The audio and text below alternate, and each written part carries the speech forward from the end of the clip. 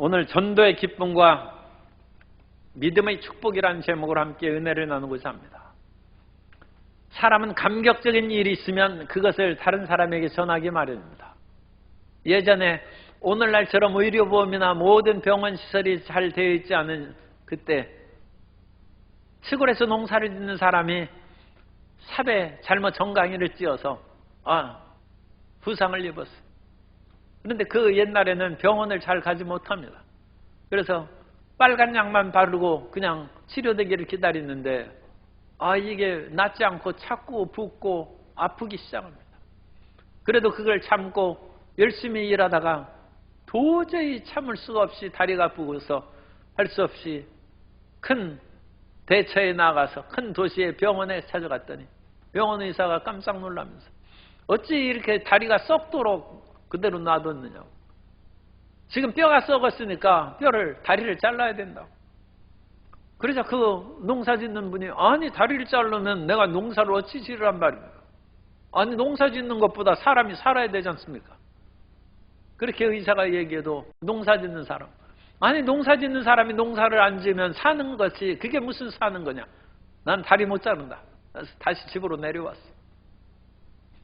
그런데도 병은 낫지 않고 점점 아픔이 심해갔는데 이웃에 있는 할머니가 찾아왔어.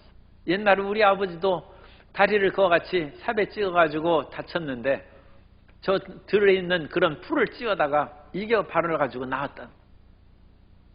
물에 빠진 사람이 지푸라기라도 좀 잡는 심정으로 자식들을 시켜서 그 풀을 찾아가지고 그걸 찍어가지고 붙였어요. 그러니 이게 웬일입니까? 병원에서도 다리를 잘라야 된다고 했는데 그걸 붙이고 자고 났더니 부기가 내린 거예요. 계속 그것을 찧어다 붙였더니 다리가 멀쩡하게 치료됐어요. 그리고 그분은 이제는 농사짓다가 혹시 다리에만 아프고 절룩거리는 사람 있으면 어디 삽에 다쳤느냐고. 이 들풀 가다가 찧어다 붙이면 낫는다고. 들풀 전도사가 됐어. 사람은 감격스러운 일을 체험하면 전하지 않고 못 배기는 것입니다. 우리가 예수님을 믿고 그 감격에 사로잡히면 그리스도 예수를 증거하지 않을 수 없는데 그 감격적인 메시지가 전도인 것입니다.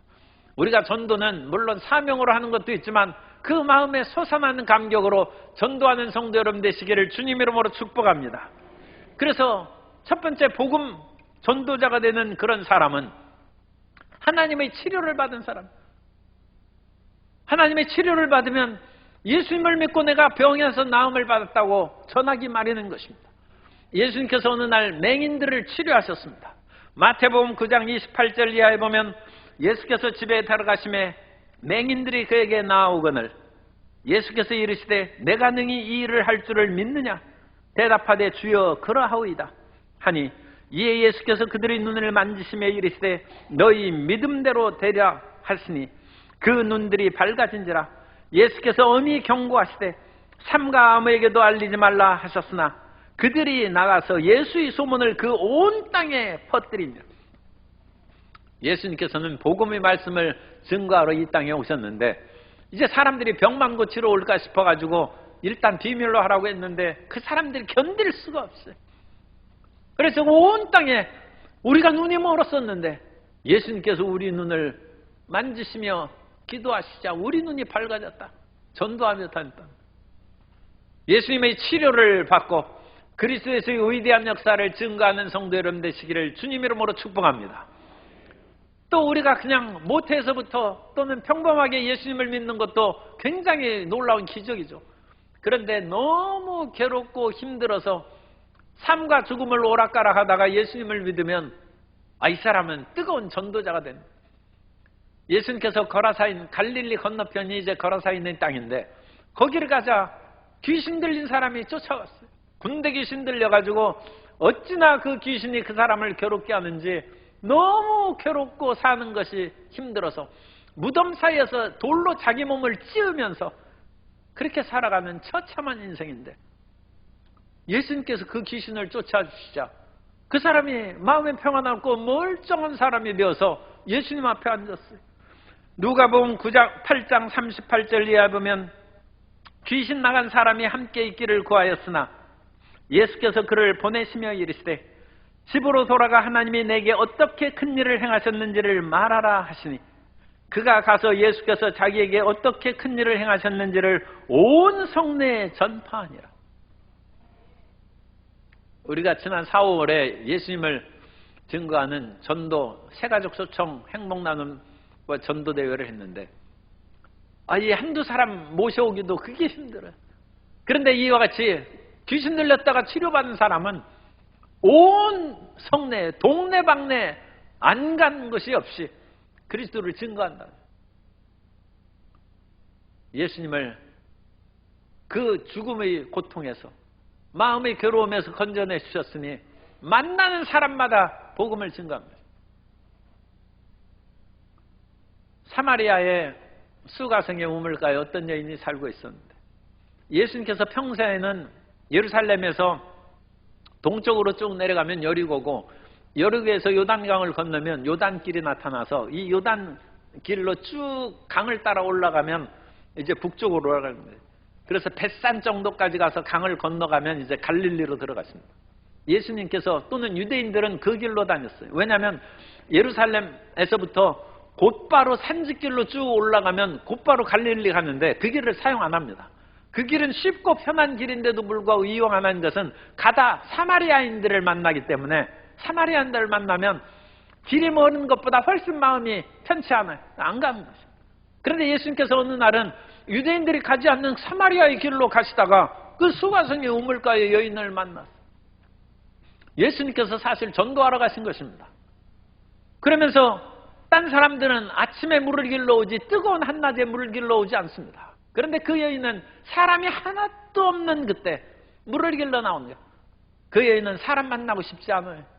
마음의 아픔과 상처가 있기 때문에 사람 만나는 것이 피곤해. 그래서 아무도 없는데 물을 길러 나왔는데 거기에서 유대인인 예수님께서 딱 오셔서 나보고 물을 달라고 하니까 그 여인이 주겠어요? 안 주겠어요? 아니 당신 유대인 남자인데 왜 나한테 물 달라고 합니까? 하면서 쌀쌀맞게 물을 안 준대. 그러자 예수님께서 그 사람의 마음의 속을 아시고 내게 물을 달라 하는 이가 누구인지 알았으면 내가 물을 주었을 것이고 오히려 그는 너에게 생명수를 주었을 것이다. 요한복음 4장 13절 이하에서 예수님께서 이와 같이 말씀하십니다. 예수께서 대답하여 이르시되 이 물을 마시는 자마다 다시 목마르리니와 내가 주는 물을 마시는 자는 영원히 목마르지 아니하리니 내가 주는 물은 그 속에서 영생하도록 솟아나는 샘물이 되리라. 여자가 귀가 번쩍 뜨여요. 여자가 이르되 주여 그런 물을 내게 주사 목마르지도 않고 또 여기 물 기르러 오지도 않게 하옵소서. 이 애는 상처 많은 사람. 이 물 기르러 오는 것이 너무 힘들어. 그러자 예수님께서 내 남편을 불러오라고 얘기하고 그 여인의 그 모든 마음의 아픔을 말해주시고 치료해 주시자 이 여인이 예수님을 믿게 된 거예요. 주는 정말 그리스도시군요. 하나님의 말씀을 증거하는 나의 모든 과거를 아는 선지자이군요. 그걸 깨달은 후에 여인이 기뻐서 이제 물동이고 뭐고 그걸 다 팽개쳐버리고 28절 이하에서 말씀합니다. 여자가 물동이를 버려두고 동네로 들어가서 사람들에게 이르되 내가 행한 모든 일을 내게 말한 사람을 와서 보라. 이는 그리스도가 아니냐 하니 사람 만나는 것이 싫어서 피해 다니는 여자가 오히려 사람들을 찾아 쫓아다니면서 예수님을 증거하는 전도자가 됐다는 것입니다. 마음의 괴로움에서 예수님을 만나 벗어남으로 말미암아 전도의 열매를 맺는 위대한 사람이 된 것입니다. 그래서 이와 같이 전도의 열매를 맺는 그런 놀라운 획기적인 일을 하는 사람들이 가끔 있어요. 어떤 성도님이 혼자서 1년에 300명 전도합니다. 혼자 500명을 전도합니다. 그 사람들을 다 어떻게 매일매일 데려오는 거예요. 한꺼번에 두세 분을 모시고 그러는 거예요.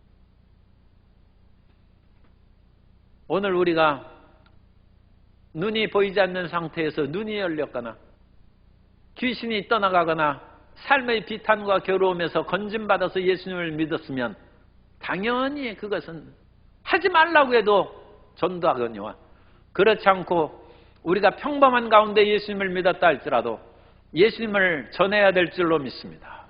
그것은 예수님께서 우리에게 말씀하셨기 때문입니다. 너희가 나를 사랑하면 나의 계명을 지키리라.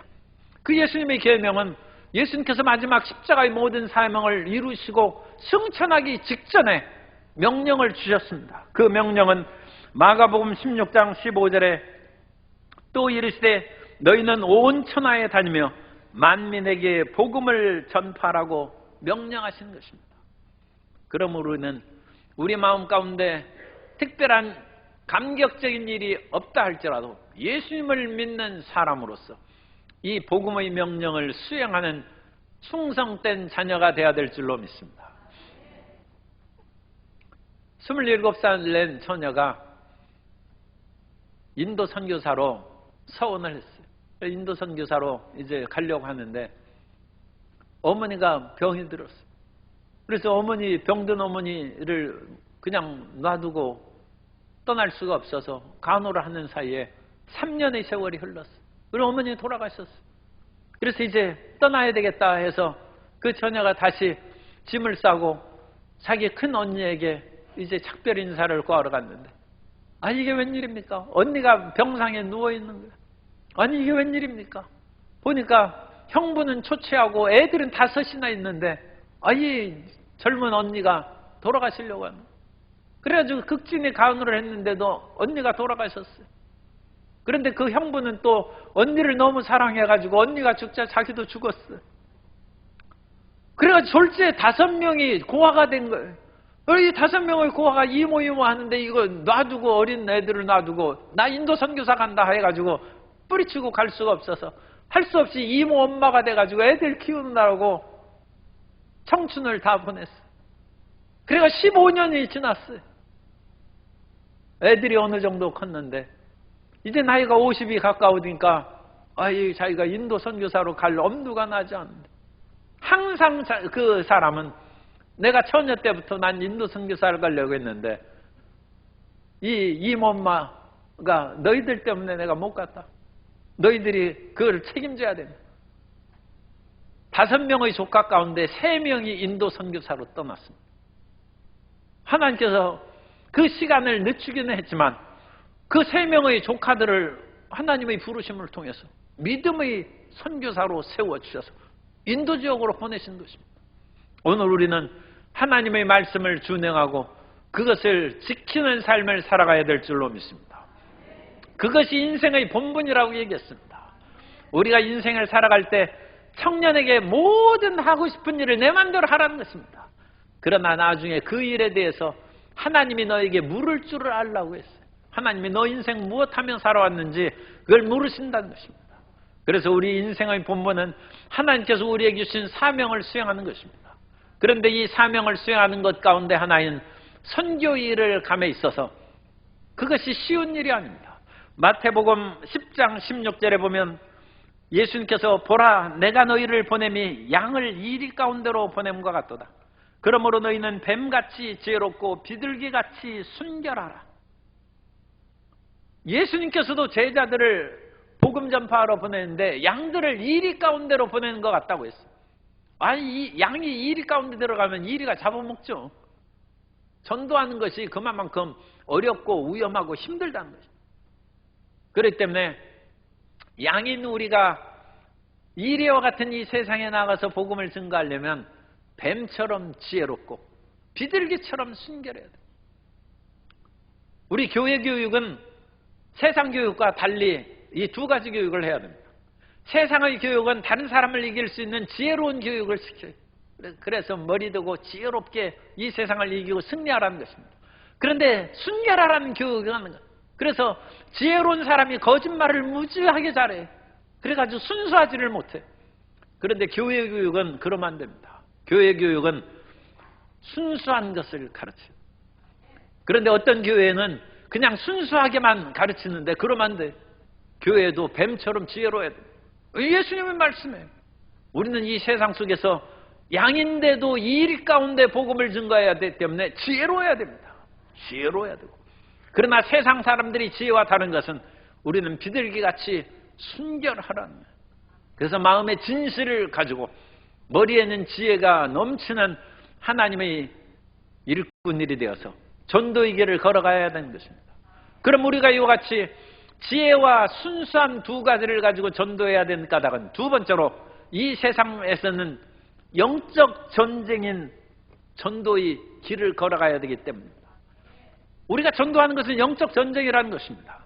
에베소서 6장 12절에 보면 우리의 씨름은 혈과 육을 상대하는 것이 아니요 통치자들과 권세들과, 이건 악령들의 통치자들을 말합니다. 통치자들과 권세들과 이 어둠의 세상 주관자들과 하늘에 있는 악의 영들을 상대함이라. 세상 사람들은 눈에 보이는 사람들만 싸워서 이기려고 하는데 우리는 영적인 세계를 이기고 이 세상에 눈에 보이는 사람들도 이기는 이중의 승리를 해야 될 줄로 믿습니다. 그래서 이 이중의 승리를 함으로써 전도의 열매를 맺게 된 것입니다. 그러나 전도는 우리 눈에 보이는 사람에게 좋은 말을 하고 예수님 믿으면 행복하고 예수님 믿으면 평화를 얻고 예수님 믿으면 치료를 받고 예수님 믿으면 구원받고 천국 갑니다 하는 그런 얘기만 할 뿐만 아니라 그 배후에 있는 불신의 세력을 묶어야 되는 것입니다. 악의 영들이 그 사람에게 끊임없이 의심을 일으키고, 오늘은 우리가 복음을 전가할 때 솔깃하게 듣다가 내일 교회 가자고 하면 안 간다고 싹 돌았어요.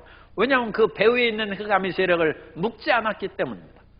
그래서 우리는 영적 전쟁의 승리자가 되어서 배후의 악력의 세력을 묶을 뿐만 아니라 그 눈앞에 보이는 사람의 마음에도 흡족함을 줄 수 있도록 올바르게 전도해야 될 줄로 믿습니다. 그래서 우리가 이와 같이 전도의 좋은 성과를 얻기 위해서는 온몸에 하나님의 전신갑주를 입어야 됩니다. 에베소서 6장 13절에 그러므로 하나님의 전신갑주를 취하라. 이는 악한 날에 너희가 능히 대적하고 모든 일을 행한 후에 서기 위함이라. 그래서 이 전신갑주를 입는 그 모든 것을 상세하게 얘기하는, 또 우리가 시간이 걸리기 때문에 몇 가지만 중점적으로 말씀을 드리겠습니다. 첫 번째 가장 중요한 것은 진리의 허리띠를 띠는 거예요. 사람이 허리띠 안 띠면 어디 걷고 다니지 못하고 바지가 흘러내릴 판인데 그거 어디 다니겠어요. 그러니까 허리띠를 딱 졸라매야 돼요. 그리고 사람이 허리띠를 단단하게 졸라매면 힘이 생겨요. 허리에 힘이 있어야 온 활동하는데 부족함이 없고, 역도 선수들 보세요. 허리띠를 이렇게 졸라매고 이래가지고 그 무거운 것을 들지 않습니다. 우리는 진리로 허리띠를 듭니다. 오늘날 이 세상에서 온갖 그와 같은 거짓 뉴스가 난무하고, 무엇이 진리인지, 아니 먹고 사는 것이 최고라는 사람도 있고 그렇지 않다. 사람들이 진실하게 사는 것이 최고다 하는 사람도 있는데 우리가 무엇이 진리인지 혼동될 수가 있어요. 그러나 우리는 성경 말씀을 통하여 진리를 받아들여야 됩니다. 예수님께서는 나는 길이요 진리요 생명이니 나로 말미암지 않고는 아버지께로 올 자가 없다고 했습니다. 예수님이 진리입니다. 예수님이 진리라는 것은 성경 말씀이 진리라는 것입니다. 이 세상의 온갖 것들로 인하여 갈등을 일으킬 때 성경을 읽는 성도 여러분 되시기를 주님 이름으로 축복합니다. 성경 말씀을 통하여 이 길로 가야 될지 이것을 택해야 될지 바르게 판단을 하고 그 길로 걸어가는 하나님의 자녀가 되어야 되는 것입니다. 그래서 이 진리의 말씀을 딱 받고 성경 말씀을 우리가 받아들이면 올바르게 그 길을 걸어 나갈 수 있는 것입니다. 옛날 아합 시절에 이스라엘이 굉장히 부강했어요. 성도 여러분이 아합이 누군지 아는 분은 그 악한 왕 그렇게 생각하면 그게 잘한 것입니다. 아합은 악한 왕 중에 악한 왕입니다. 왜 악한 왕입니까? 그 당시 엘리야가 활동했는데 엘리야 한 사람만 놔두고 모든 백성을 바알의 추동자로 만들었어요. 그러니까 그게 악한 왕입니다. 그런데 경제의 측면은 성경에서 언급을 하면서 오늘날 아합 시절의 그런 문화층을 발굴을 했는데 아합 시절에 이스라엘에서 무기또를 발굴했을 때 무기또에 엄청난 그런 마구간을 발견했어요. 그것은 이 아합이 굉장한 그런 그 당시 군 병력 가운데 오늘날 탱크 부대에 해당하는 것이 마병입니다. 굉장한 마병을 거느리고 있는 사람이에요. 그 아합이 또 많은 그런 건축을 많이 하고 또 도르 지역에서 지중해 항구를 건설했어요. 아합 시절에 국가 부흥이 많이 이루어진 것입니다. 사람들이 경제의 부흥에 그와 같이 마음을 뺏겨서 아합이 하나님을 떠나라고 그와 같이 부채질했는데도 불구하고 그냥 끌려온 거예요. 엘리야가 나타나서 이스라엘 백성들을 갈멜산에 모이고 야훼 하나님이 하나님이면 하나님을 섬기고 바알이 하나님이면 바알을 섬기라. 너희가 무엇을 택하겠느냐 하는데 실망스럽게도 백성들이 아무 대답도 안 해요. 우리는 야훼의 백성입니다. 그 말을 아무도 안 했어요. 사람들이 아합 시절의 경제정책에 찬동하고 먹고 살면 됐지 하나님 믿는 그것이 무엇이 중요하냐. 그런 시대에 빠져들었다. 그래서 엘리야가 야훼 하나님만을 믿는 것이 우리의 생명이요 그것이 우리의 진리요 우리의 본연의 삶이라는 것을 증거하기 위해서 영적 전쟁을 시작합니다. 바알 선지자 450명, 아세라 선지자 400명, 850명 대 1로 엘리야가 그들과 함께 하늘에서 불이 내리는 그 같은 시합을 내고 엘리야가 승리하죠. 바알과 아세라 선지자들을 다 처단합니다. 엘리야는 진리의 허리띠를 띠고 거짓과 바알과 아세라 세상의 풍요와 쾌락의 마음을 뺏긴 사람을 하나님께로 돌이키는 영적 전쟁의 승리자가 된 것입니다. 그 진리의 위대함을 이끌어가는 새 시대의 위대한 하나님의 백성이 하나님의 종이 오늘날 이 한국교회에 일어나게 되시기를 소망합니다. 그런 사람이 있어야 됩니다. 그런 사람이 이 나라를 이끌어가야 될 필요가 있습니다. 오늘날 우리도 세상의 정치, 경제, 온갖 일들로 마음을 많이 뺏기고 있어요. 하나님 중심으로 사는 것이 얼마나 중요한 것인지를 그냥 잊어버린 듯이 살고 있어요. 그러나 하나님 중심으로 살아가지 않으면 그 인생이 헛것임을 우리는 분명히 기억해야 됩니다. 그 진리의 허리띠를 단단히 메고 이 험한 세상을 힘차게 전진해 나가는 성도 여러분 되시기를 주님의 이름으로 축복합니다. 그리고 나서 의의 호심경을 붙이는 거예요. 의의 흉배를 붙인다고 이전 한글 개혁성경에는 나왔는데 우리가 이 세상을 담대하게 살아가려면 떳떳해야죠. 사람이 떳떳하지 못하면 뭔가 이 어깨가 축 늘어지고 가슴이 좁아지고 아무리 눈에 힘을 주려고 해도 눈빛이 빛이 나지 않아요. 떳떳하지 못한데 담대하게 살아갈 수 없죠. 그런데 우리가 이 세상에서 떳떳하게 살아갈 수 있는 의는 예수님께서 우리 죄를 대속하셔서 우리는 죄사함을 받았다는 것입니다. 그럼 우리는 용서받은 그런 죄인이요 하나님의 의롭다 인정을 받은 사람이 된 줄로 믿습니다. 그런데 이 의는 가장 근본적인 의고 그 다음 의가 우리에게 필요해요. 구원받는 데 있어서 필요한 것은 아닙니다. 구원은 예수님을 믿음으로 구원받는 것인데 마귀와 싸울 때 필요하다는 거예요.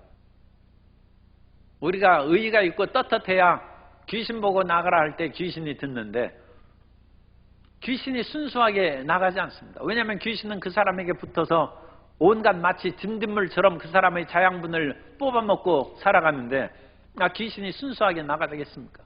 그래서 우리가 예수 믿는 사람이 귀신 들리고 정신이 어지러운 사람에게 예수 이름으로 귀신아 나가라면 그 귀신이 그 사람의 그 귀신이 이제 등급이 따라 달라요. 그런데 어쨌든 귀신이 우리의 죄를 알 수도 있고 또 그냥 넘겨짚어서 얘기합니다. 모든 사람에게 넘겨짚어서 해당하는 죄가 뭐예요? 육신의 정욕과 안목의 정욕과 이생의 자랑입니다. 그래서 귀신이 그런 것을 넘겨짚어서 얘기하는 거예요. 그래서 귀신아 나가라면 귀신이 너나 잘해. 너 그렇게 음란하고 방탕해가지고 어찌 나를 쫓아내려고 하느냐. 그러면 진짜 음란하고 방탕한 사람은 기가 팍 죽는 거예요. 왜 예수님 믿고 귀신아 나가라 해도 이제 귀신이 그거 가지고 조롱하고 놀리고 또 귀신이 그 사람이 기가 죽는 걸 보면 틀림없이 있구나. 귀신도 그거 예리하게 그거 파악하죠. 그러면 귀신은 쫓아내기커녕 자기만 망신당하는. 우리에게 의의 호심경은 예수님을 믿음으로 얻는 의뿐만 아니라 도덕적으로 의로워야 됩니다. 그래야 귀신을 쫓아낼 수 있습니다. 우리가 도덕적으로 의로워야 집안에서 부모 역할을 하고 가장 역할을 하고 사회의 지도자의 역할을 할 수 있지. 사회의 지도자들이 그야말로 자기는 자기 자식들을 마음대로 불법으로 취업시키고 온갖 불의를 하면서도 국민 앞에서 나를 믿어주십시오 하면 사람이 믿겠습니까? 힘을 잃는 것이죠. 도덕적인 의의가 없기 때문에 그렇습니다. 오늘 귀신을 쫓아내고 영적 전쟁에서 승리하기 위해서는 우리는 귀신이 보이지도 않는데 귀신을 어떻게 쫓아내겠습니까? 그건 예수님의 의를 힘입어서 하늘의 권세가, 하나님의 자녀가 되는 권세가 있기 때문에 귀신을 쫓아내는 줄 믿습니다. 그런데 그 권세가 올바르게 그 귀신에게 먹히기 위해서는 우리가 도덕적으로도 올바라야지. 그런 것이 있으면 귀신이 그걸 가지고 붙잡아 늘어지니까 우리가 그럼에도 불구하고 끝까지 예수 이름으로 하면 귀신이 나갈지도 몰라요. 그러나 그 사이에 우리 마음에 힘을 잃어버린 거예요. 자기 스스로 부끄러워서 더 일을 못하는 것입니다. 우리가 영적 전쟁에서 담대함을 갖기 위해서는 의의 흉배를 붙이고 귀신을 쫓아내고 영적 전쟁에서 승리하는 자녀가 되어야 될 줄로 믿습니다. 더 나아가서 우리는 산길로 아골골짝 빈들에도 복음 들고 갔는데 그 아골골짝 가고 산길에 가고 가시밭을 걸어가려면 신발이 튼튼해야지. 평화의 복음이 준비한 것으로 신을 신고 우리가 전진해 나가야 되는데 예전에 군에 있을 때는 군화가 어찌나 튼튼하는지 그 군화를 신으면 태권도 초단이라고 했어요. 무엇이든지 발로 차면 그냥 나무고 뭐고 다 부서지는 거예요. 그런데 전에 가짜 군화가 신문에 났는데 이 군화가 못에 찔리고 이렇게 해서 물이 새고 그런 군화가 군화가 물이 새면 다 무좀 걸리고 병사들이 어찌 전쟁을 수행하겠습니까?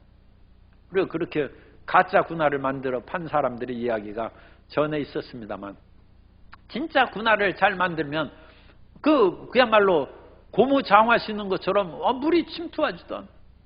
가시 엉겅퀴에도 팔이 상하지 않습니다. 평화의 복음을 예비한 것을 신고 어느 지역을 다니든지 담대하게 그야말로 두려워하지 아니하고 복음을 증거할 수 있는 능력의 사자가 되는 것입니다. 그런 평화의 복음의 신발을 신는 성도 여러분 되시기를 주님의 이름으로 축복합니다. 뿐만 아니라 믿음의 방패를 가진 그 믿음의 방패를 가진 것은 우리가 전진해서 나아갈 때 상대방의 흑암의 세력이 가만히 수동적으로 듣고 있는 것이 아니라 우리에게 불화살을 쏘고 또 그 사람의 배후에도 흑암의 세력이 있기 때문에 우리를 괴롭히는 것을 끊임없이 공격한다는 거예요. 그래서 이 불화살을 막을 수 있는 믿음의 방패로 그걸 팍팍팍 막아야 돼요. 전도할 때 우리를 아프게 하는 그런 말을 가끔 들을 수가 있어요. 옛날에 최자실 목사님이 복음을 증거할 때 초창기에 그 남편께서 예수님을 안 믿었어요. 그래가지고 딴 생활을 하고 있었어요. 그래서 그가 아는 사람들이 최자실 목사님을 공격했습니다. 당신 남편이나 잘 간수하지 남에게 전도하지 말라 그랬어요. 이거 얼마나 마음 아파요. 그러면 그 말 딱 들으면 마음이 기가 팍 죽어가지고 전도는 이제 그만하고 돌아와야죠. 그러나 최자실 목사님은 어림없어요. 당신 남편이나 걱정하지 나의 남편 얘기하지 말라고. 우리 남편은 하나님이 정하신 때 구원하셔서 하나님의 위대한 일을 할 거라고. 그런 식으로 오히려 큰 소리 치는 거예요. 믿음의 방패로 원수의 불화살을 다 막는 거예요. 막고. 나의 남편 걱정하지 말라는 것입니다. 그러면서 당신은 예수님 안 믿으면 결국 멸망하고 죽을 터인데 지금 내 남편 공격하고 그래서 모면하려고 하지 말고 예수님을 믿고 결단을 내리라 하면서 다그치고 오히려 힘이 넘치고 말씀의 능력이 있으니까 그 사람이 굴복하는 것입니다. 그런데 최자실 목사님은 그 말씀대로 그 믿음대로 나중에 그 남편이 예수님 믿고 구원받고 목사님으로 사역하시다가 천국 가셨습니다. 오늘 우리는 전도할 때 우리에게 다가오는 원수의 불화살의 공격을 두려워할 것이 없습니다. 믿음의 방패를 굳건히 해서 그 모든 것을 극복해야 될 줄로 믿습니다. 그리고 말씀의 검, 곧 성령의 검을 가지고 원수의 모든 세력을 무찌르고 힘차게 전진해 나아가고 이 모든 무기를 적재적소에서 활용하려면 끊임없이 기도해야 돼요.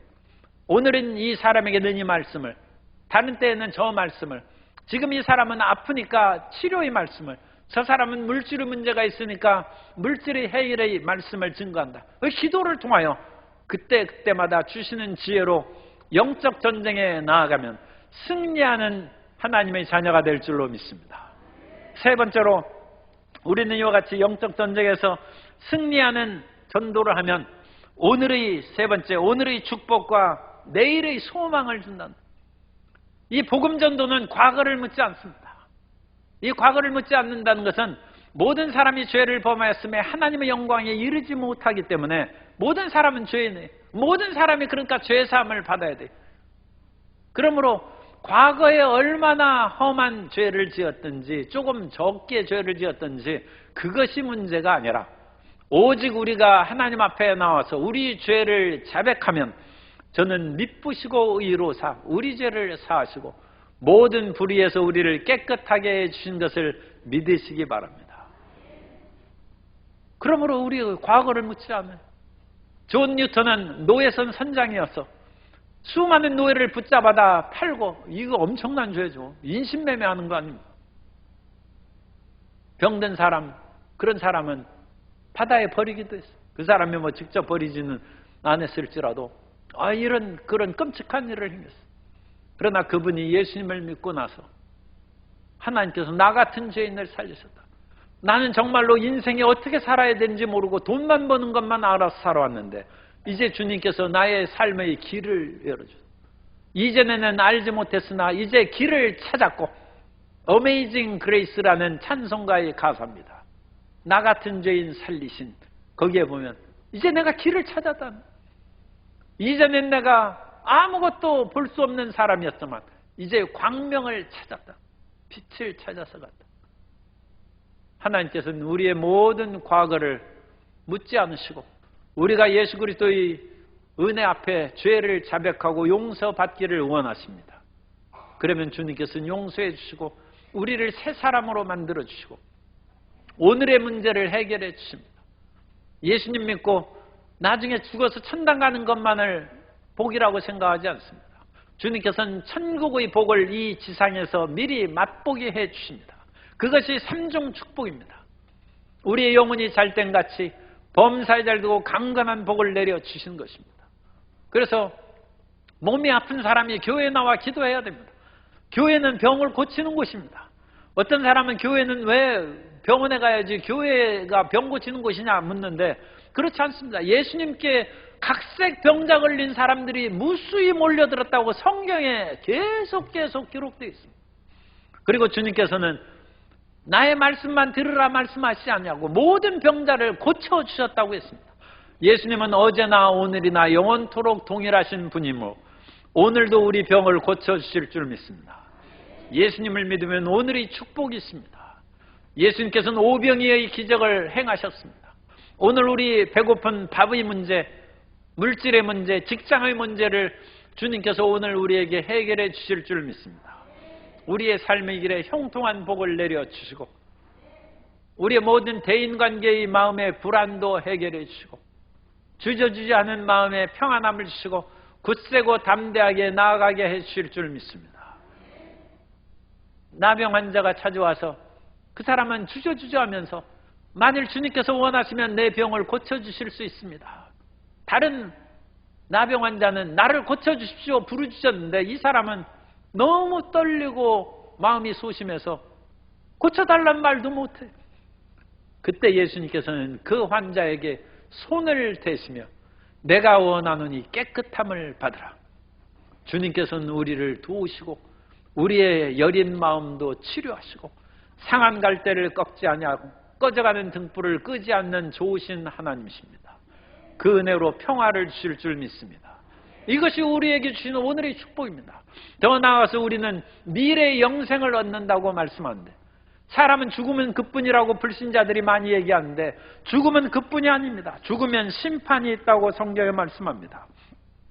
히브리서 9장 27절에 한 번 죽는 것은 사람에게 정해진 것이요 그 후에는 심판이 있으리니 안 믿으면 심판받고 사망의 골짜기로 떨어지는 것입니다. 그러나 예수님을 믿는 사람들은 요한복음 5장 24절에서 말씀합니다.